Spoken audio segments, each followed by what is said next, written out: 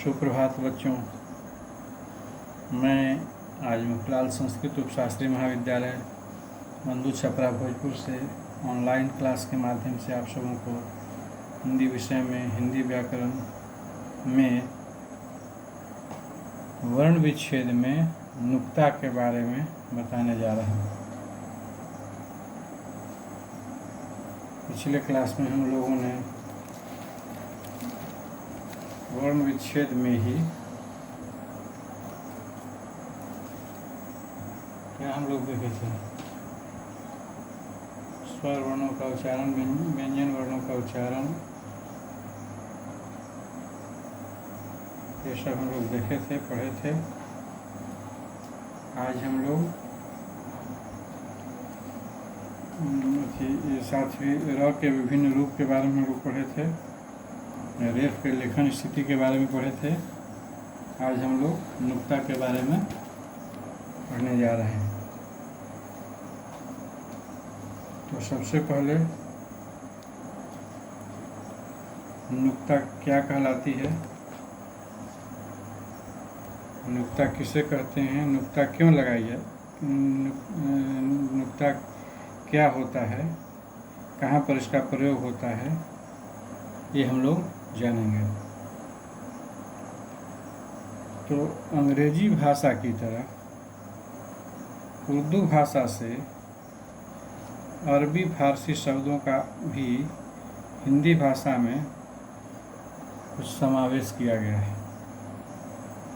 अरबी फारसी के इन शब्दों के शुद्ध उच्चारण के लिए व्यंजनों के नीचे एक बिंदी लगाई जाती है और व्यंजनों के नीचे लगने वाली यह बिंदी नुक्ता कहलाती है। इसी को हम लोग नुक्ता कहते हैं। नुक्ता लगने पर उस अक्षर का उच्चारण परिवर्तित होकर किसी अन्य व्यंजन का हो जाता है। जैसे ज के नीचे नुक्ता लगाने से, ज के नीचे हम लोग नुक्ता लगाएंगे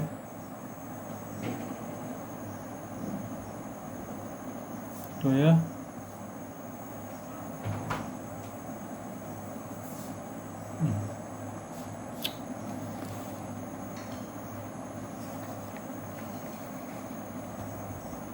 ज के नीचे नुक्ता लगाने से यह ज बन जाता है। नुक्ता संस्कृत या हिंदी के मूल शब्दों में नहीं लगता है, क्योंकि संस्कृत या हिंदी में वैसी ध्वनियाँ है ही नहीं। उर्दू में नुक्ता वाले उच्चारण हैं जो सिर्फ 5 हैं। कौन कौन है? तो क, ख, ग, ज और फ, ये उर्दू में है। कौन कौन? क नुक्ता इसका यहाँ लगेगा, ख नीचे नुक्ता लगेगा, ग नीचे नुक्ता लगेगा, उसके बाद ज यहाँ नुक्ता लगेगा और फ में यहाँ नुक्ता लगेगा।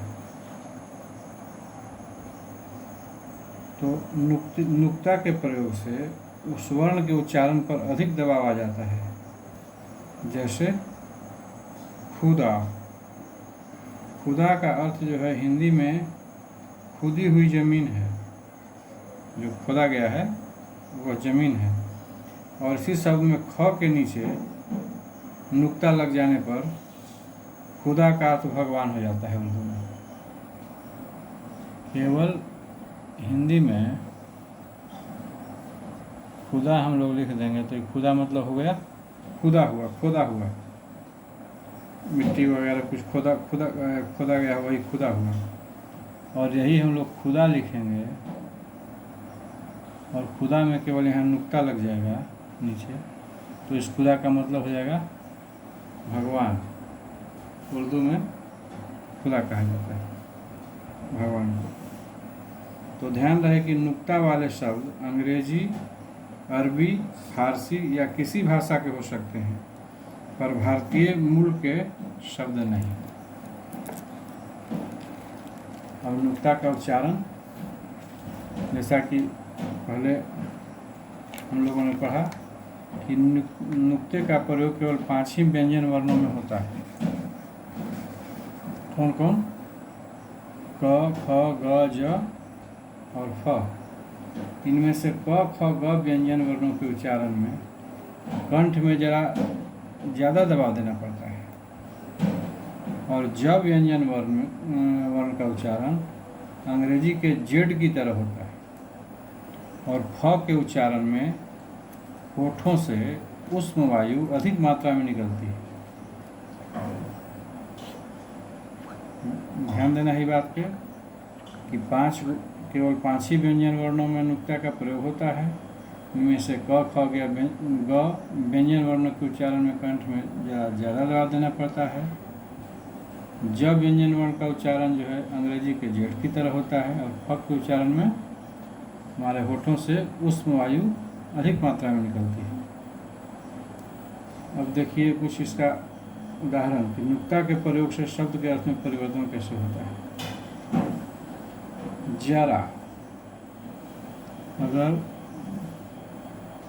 नुक्ता वाला ज पीछे अगर नुक्ता लग गया रा, जरा, इसका मीनिंग अर्थ हो जाएगा थोड़ा, और थोड़ा। और केवल ज बिना नुक्ता वाला र का रा, जरा, इसका अर्थ हो जाएगा मतलब बुढ़ापा, बुढ़ा। इसी प्रकार फन, फ में नुक्ता लगा हुआ फ है, और न, फन मतलब कौशल, और केवल फ आ न मतलब हो गया सांप का जो फन होता है शीर्ष भाग, वह फन। इसी प्रकार सजा, सजा में ज में जब नुक्ता लग गया तो सजा का मतलब हो गया दंड, और केवल स आ जा, स और ज आकार जा, सजा हुआ बिना नुक्ता का ज, तो हो गया सजा मतलब सजाना, सजा हुआ। इसी प्रकार तेज, ते और ज में नुक्ता लगा तो इसका अर्थ हुआ द्यूत, द्यूत मतलब समझ रहे हैं, द्यूत कीड़ा। और तेज, बिना नुक्ता लगा हुआ तेज अगर लिखे हैं हम लोग तो एक ते और ज, तो इसका मतलब हो गया चमक। इसी प्रकार गज, नुक्ता युक्त गज में मतलब नापने की इकाई, बिना नुक्ता युक्त गज मतलब हाथी।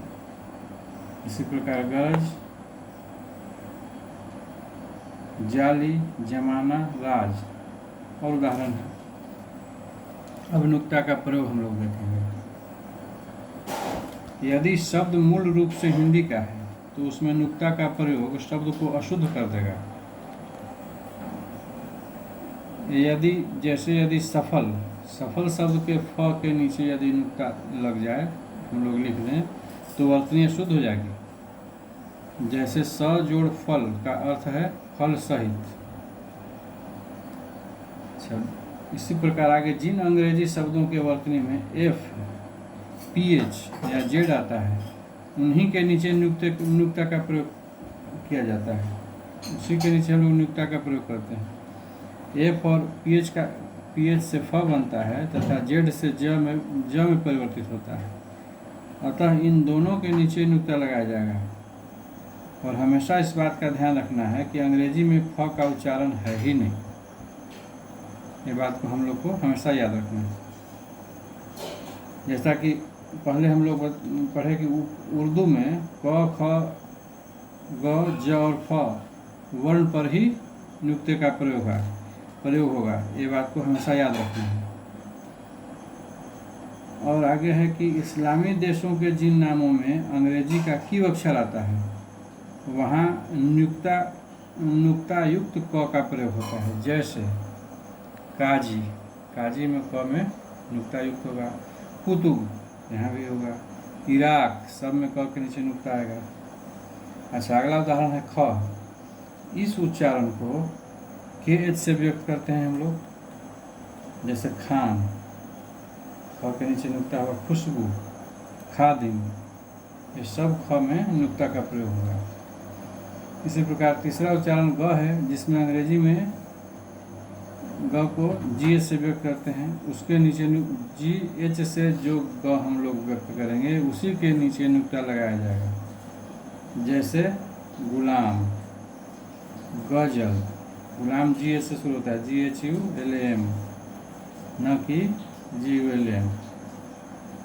इसी प्रकार गजल, GHAZAL, गजल, जी एच से भी शुरू होगा, इसमें भी ज में नुक्ता लगेगा और गुलाम में ग में लगेगा।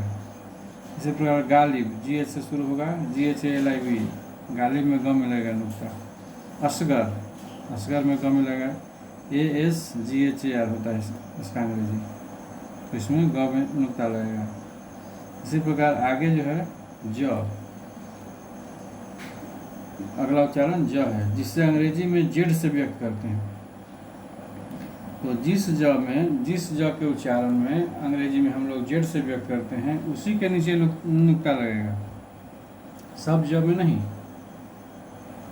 जैसे हजरत, H इसका अंग्रेजी होगा HAZRAT, हजरत, इसमें ज के नीचे नुक्ता लगेगा। जोहरा, जेड से शुरू होगा, इसमें भी ज के नीचे लगेगा, जोहरा, यहाँ जेड से ज होगा। जीरो, कहता है कि 0 1 2 3 1 0 10, जीरो का स्पेलिंग होता है ZERO, तो यहाँ ज के नीचे नुक्ता लगेगा। जेबरा, ZEBRA, ये सब जेड से शुरू होता है, इसमें ज के नीचे नुक्ता लगेगा।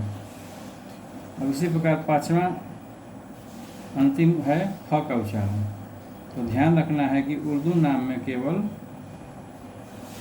F ही फ का उच्चारण होता है। PH से उर्दू में फ का PH से उर्दू में PH से भी उर्दू में फ का उच्चारण होता है। जैसे अफरोज, AFROJ, अब इसमें अफरोज में फ में लगेगा नुक्ता। फैजल, FAIZL, फैजल, फैजल में फ में लगेगा नुक्ता। तो कुछ उदाहरण देखिए, ज और फ युक्त उर्दू शब्द जिसमें नुक्ता लगेगा, जैसे दरवाज़ा, ज में लगेगा। इस्तीफ़ा, फ में लगेगा। तूफ़ान, फ में लगेगा। मर्ज, ज में लगेगा। फतवा, फ में लगेगा। फरमान, फ में लगेगा। जरूर, ज में लगेगा। कौम, फ में लगेगा। इसी प्रकार कुछ मिले जुले शब्द हैं, उसमें देखिए कद, फ में लगेगा। किताब, फिर फ में लगेगा। करार, फ में लगेगा। खर, फ में लगेगा। खाना, फ में लगेगा। इसी प्रकार ग में गस, राज, जिला, जरा, जमाना बहुत है। जरी, ताज, दर्श, हैजा, ये सब ज में लगेगा। अब कुछ उदाहरण ज तथा फ युक्त उर्दू शब्द के देखिए, उसमें मेजर, ज में लगेगा। फीचर, फ में लगेगा। फीस, फ में लगेगा। फ्री, कफ, फ में लगेगा। फ्रिज, फ में लगेगा। जून, ज में लगेगा। रिवीजन, इसमें जो ही ज में लगेगा। अब इस एक और विशेष बात कि क, ख और ग में नुक्ता का प्रयोग ऐच्छिक है, इसे हिंदी में अनिवार्य हम लोग नहीं मानते हैं। हाँ, ज और फ में नुक्ता लगाना आवश्यक है, इसका लेखन और उच्चारण आवश्यक है, लेकिन क, ख और ग में नुक्ता का प्रयोग बिल्कुल ऐच्छिक है। इसमें हिंदी में इसकी अनिवार्यता नहीं है, हम लोग अनिवार्य नहीं मानते हैं। कुछ प्रयुक्त कुछ नुक्ता प्रयुक्त होने वाले कुछ शब्द हैं, उदाहरण आप लोग को बता रहे हैं। जैसे साफ, फ में लगेगा। जमाना, ज में नुक्ता है। खरबूजों, ज में लगेगा। दर्जा, ज में लगेगा। बाजार, ज में लगेगा। तेज, मेहमानवाजी, ज में लगेगा। रोज, फौजी में फ में लगेगा। मुफलिस, फ में लगेगा। वजीर, ज में लगेगा। तो ये सब कुछ उदाहरण हैं। आगे इसमें थोड़ा सा और आप लोग अभ्यास कीजिएगा अपने से, खुद से, और ये जो बात बताई गए हैं उसको याद कीजिएगा, फिर से रिपीट कीजिएगा, पढ़िएगा। और आज के क्लास में अब इतना ही। अगले क्लास में संयुक्ताक्षर का उच्चारण हम लोग पढ़ेंगे, आज हम लोग नहीं देख पाए। तब तक के लिए आप सभी बच्चों को शुभ दिन।